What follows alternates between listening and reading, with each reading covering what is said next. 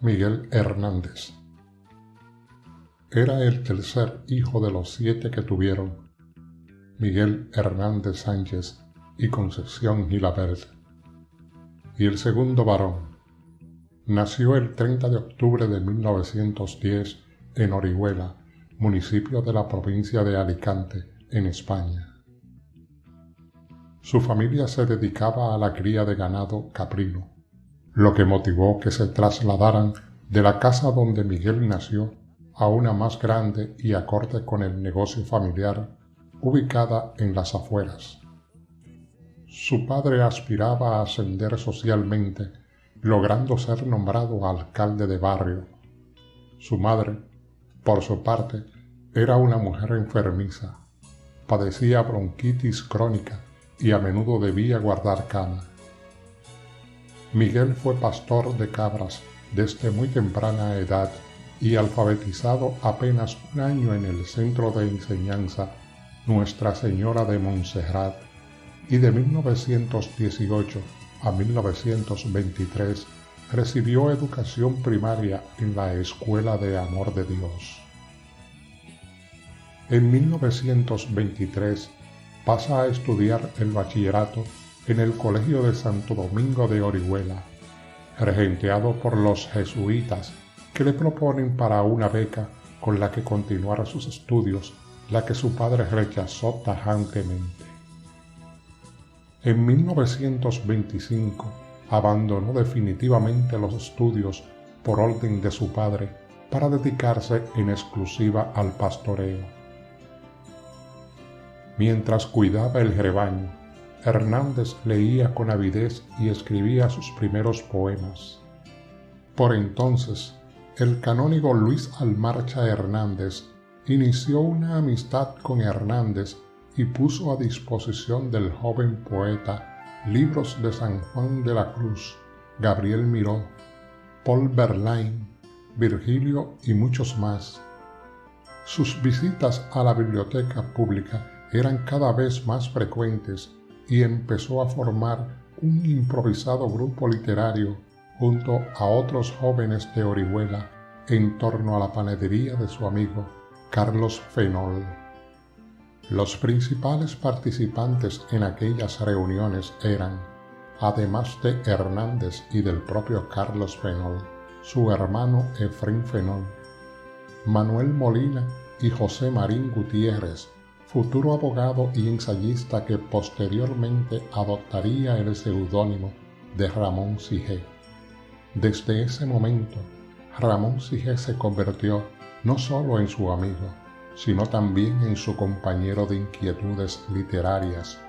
Pero con 22 años, Ramón Sigé enfermó de una infección intestinal que le afectó el corazón y en solo 10 días falleció. Es a él a quien Hernández dedicó su célebre elegía.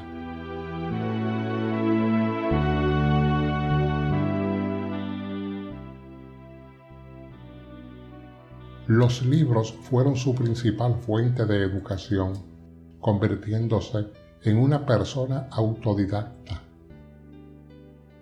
Los grandes autores del siglo de oro, Miguel de Cervantes, Lope de Vega, Pedro Calderón de la Barca, Garcilaso de la Vega y sobre todo Luis de Góngora, oficiaron como sus principales maestros. Su pasión creciente por la escritura le lleva a pensar en comprar una máquina de escribir y dejar de molestar así al vicario, que era quien le pasaba a limpio sus versos. Eladio Belda, administrador del Semanario Social y Agrario El Pueblo de Orihuela, le aconseja comprar una de segunda mano, portátil. Así lo hizo. Miguel Hernández estrena su máquina de escribir el 20 de marzo de 1931. A partir de entonces, subirá cada mañana al monte, hasta la Cruz de la Muela, con el latillo y la máquina de escribir a cuesta, para componer poemas hasta después de ocultarse el sol en la montaña.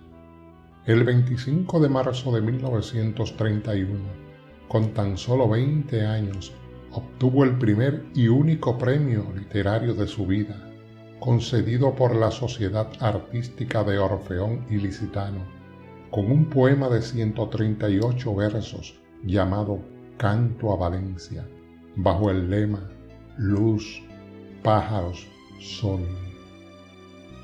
El tema principal del poema era el paisaje y las gentes del litoral levantino, en el que destacaba el mar Mediterráneo, el río Segura y las ciudades de Valencia, Alicante, Murcia y en mayor medida Elche.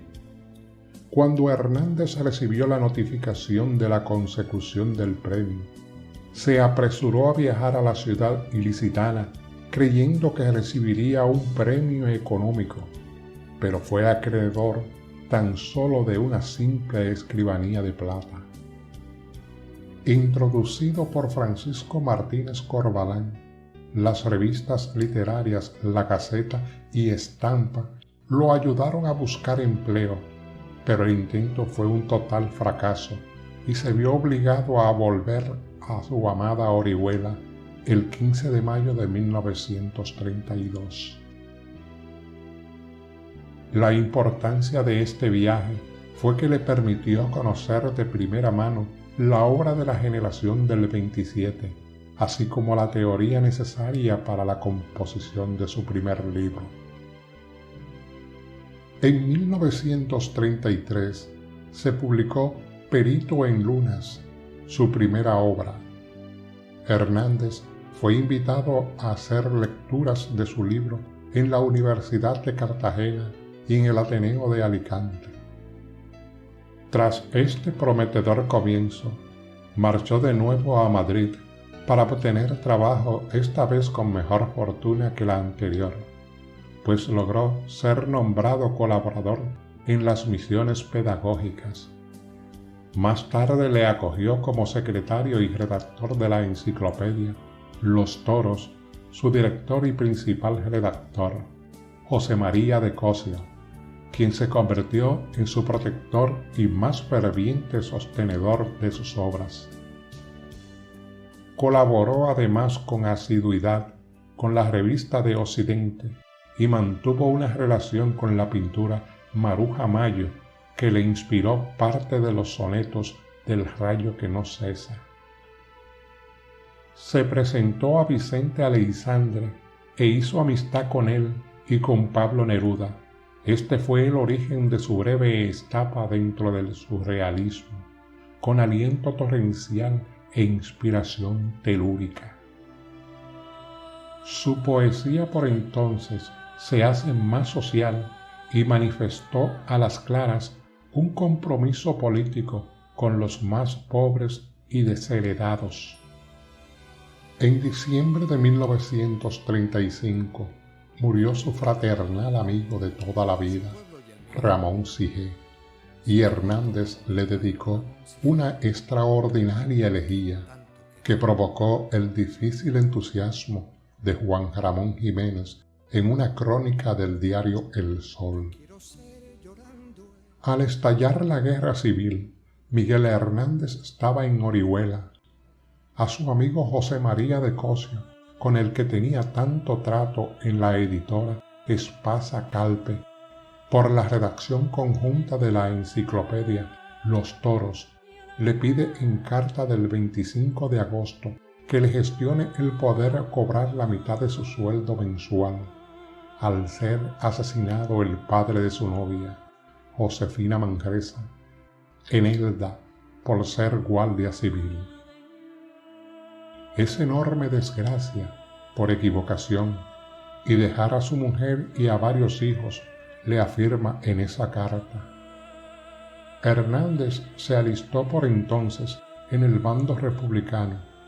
En el verano de 1936 también se afilió al Partido Comunista de España y desde comienzos de 1937 es comisario político militar. Hernández figuró en el 5º Regimiento, ejerciendo en el de comisario político, y pasó a otras unidades en los frentes de batalla de Teruel, Andalucía y Extremadura. Su actividad de comisario político comunista en el ejército le valdría la pena capital tras la guerra, luego conmutada.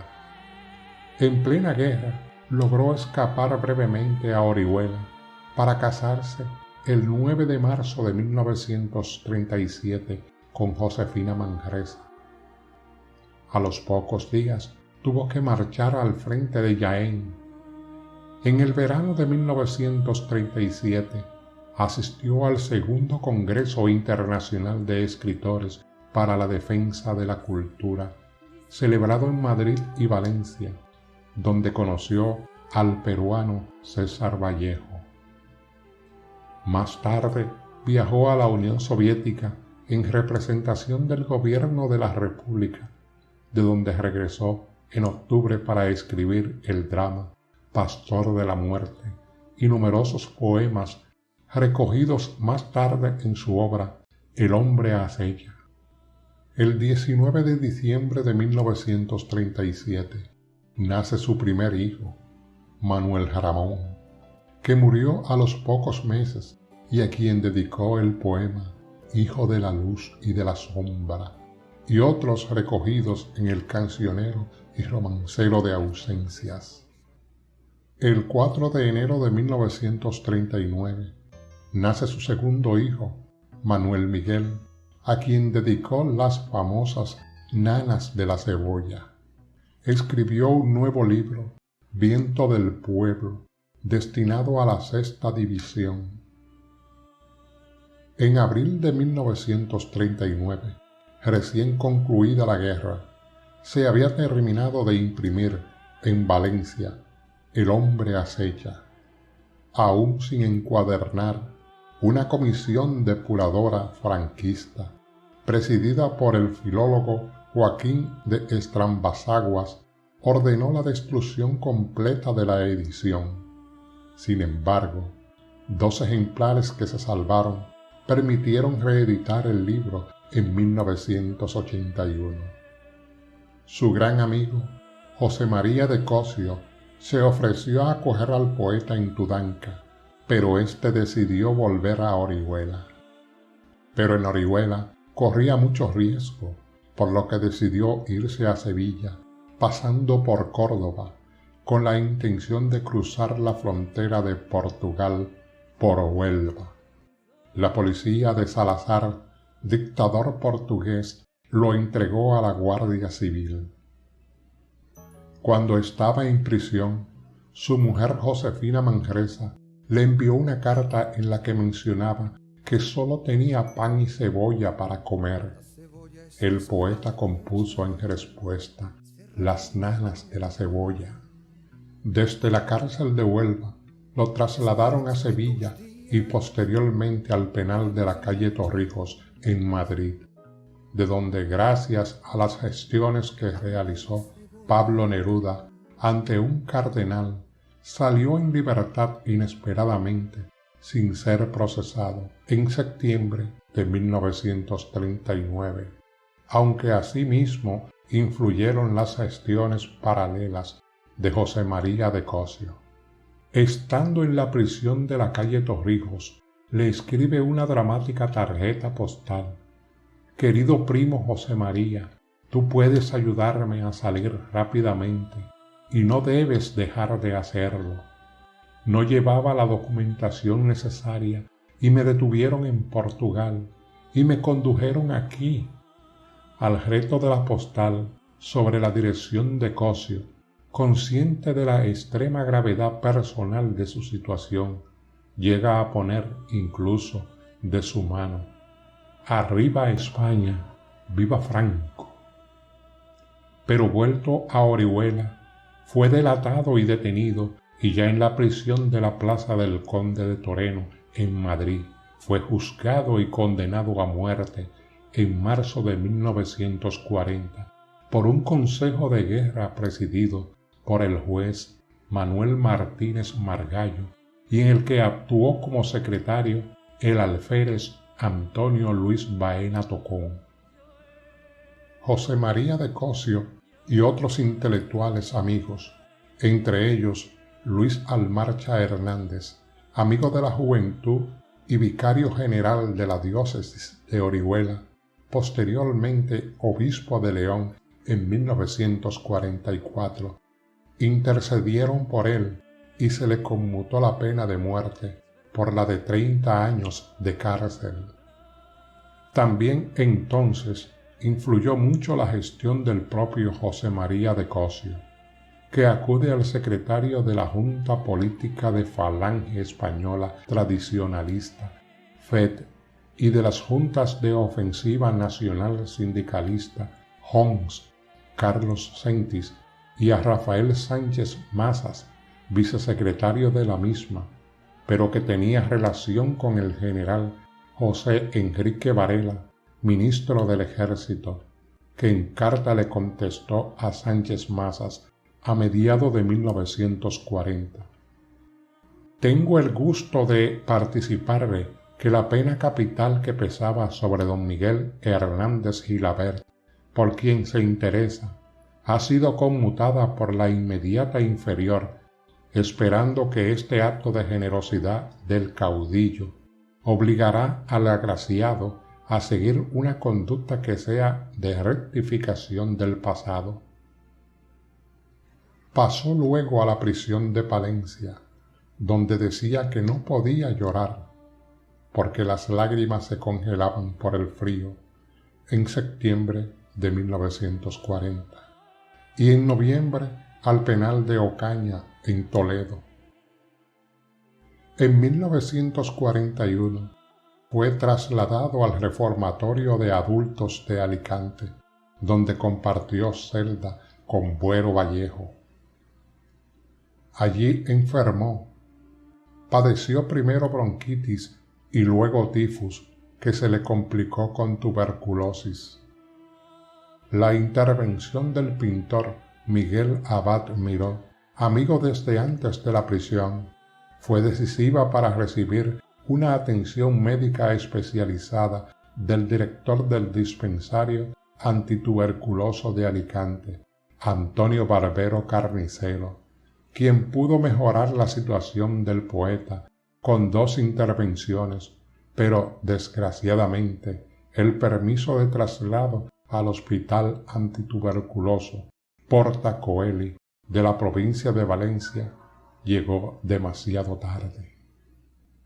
Falleció en la enfermería de la prisión alicantina la madrugada del 28 de marzo de 1942, con tan solo 31 años de edad.